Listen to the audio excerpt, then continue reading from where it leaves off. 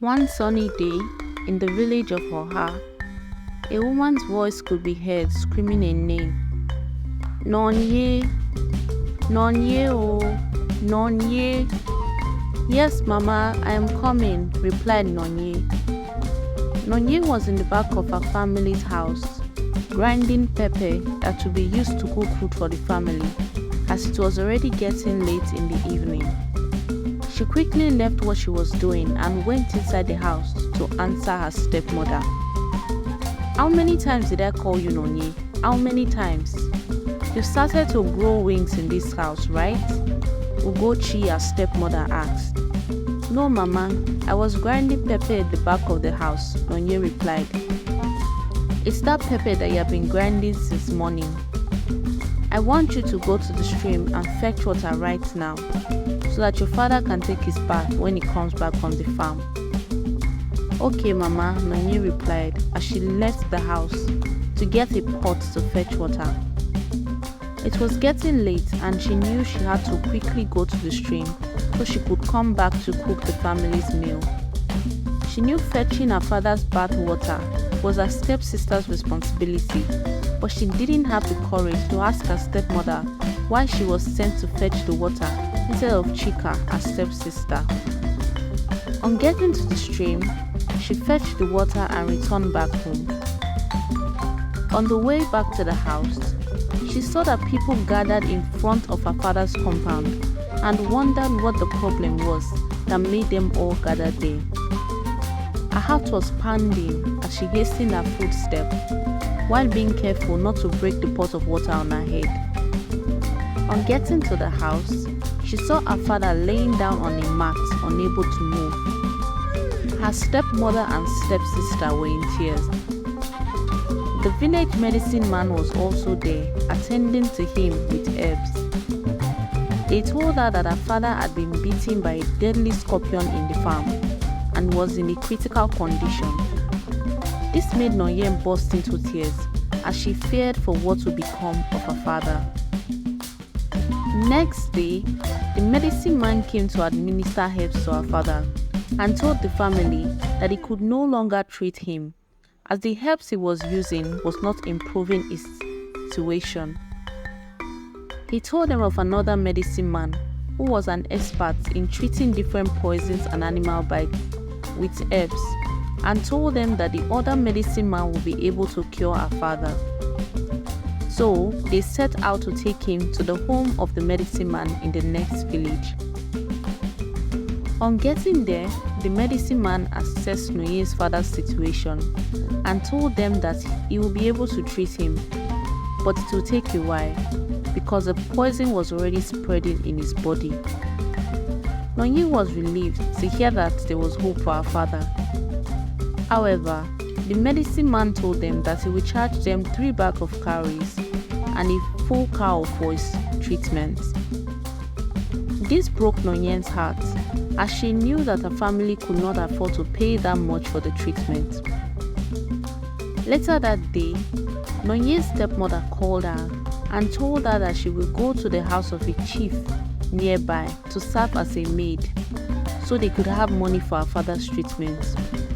She told Nonye that she had already collected payment for 1 year, in which Nonye would serve for the money for her father's treatment, and that Nonye had to work there for a year as a maid before she could return back home.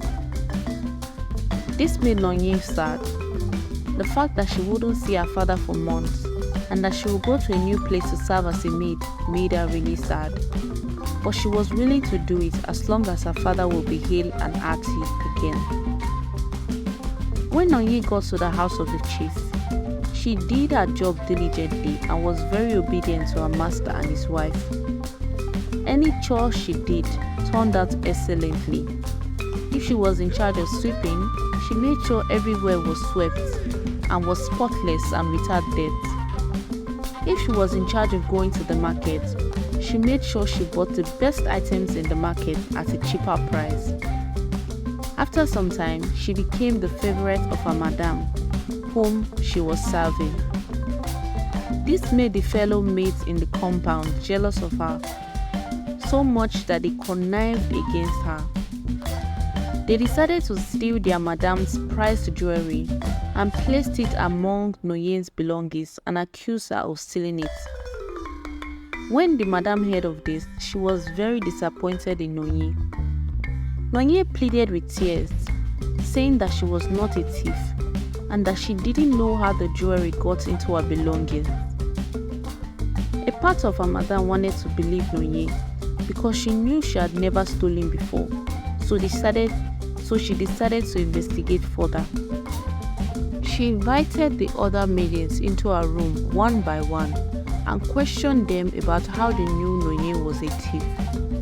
The first one said she was cleaning the room that they all shared and accidentally found the jewelry among Noye's belongings. The second one said the other maids had been suspicious of Noye and were watching her closely, and they saw her go into the madam's room to steal the jewelry. At this point, the madam knew that the other maids were lying against Noye because their stories were different. She punished the other maids and told them to apologize to Noye for spreading lies and accusing her falsely.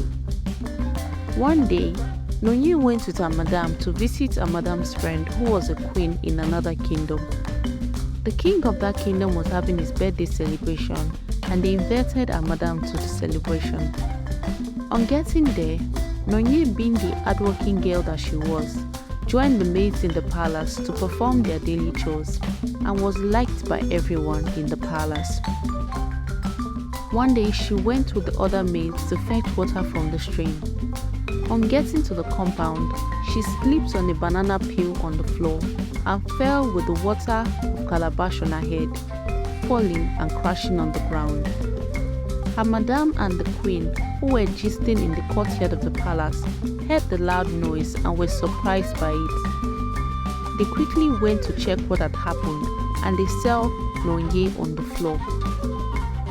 A surprising thing that occurred was that when Noye fell down, her gown which she was wearing slipped up and exposed her thighs and her lap, and a large dark birthmark which was on her thighs. The queen was surprised to see the birthmark because she had a similar birthmark on her own thighs, and so did her daughter, whom she lost when she was young. She quickly rushed to Noye and embraced her weeping.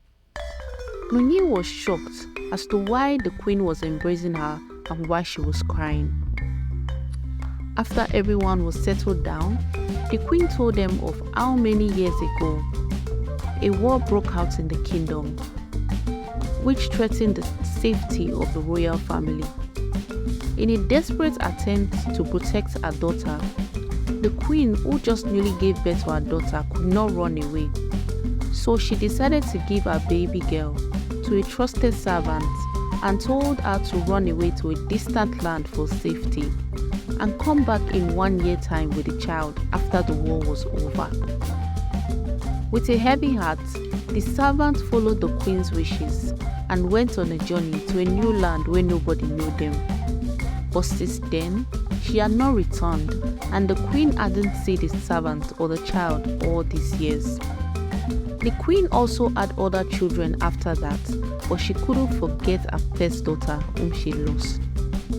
On hearing this story, Noye busted into tears and confirmed the queen's story, as she told everyone the story her father had told her of how she was adopted. She told them of how her parents adopted her when her caregiver, who nearly came to their village, died, leaving her behind. Her father and mother, who were a kind-hearted couple who didn't have a child on their own, embraced the baby as their own and raised her with love and care, up until her mother died and her father remarried her stepmother. From that day on, Noye was reunited with her royal family, where she lived as a princess. She ensured that her adopted father was treated until he was well, and also gave him land, gold, houses, and many properties, all to thank him for taking care of her. And that was how Noye, the commoner, became a princess.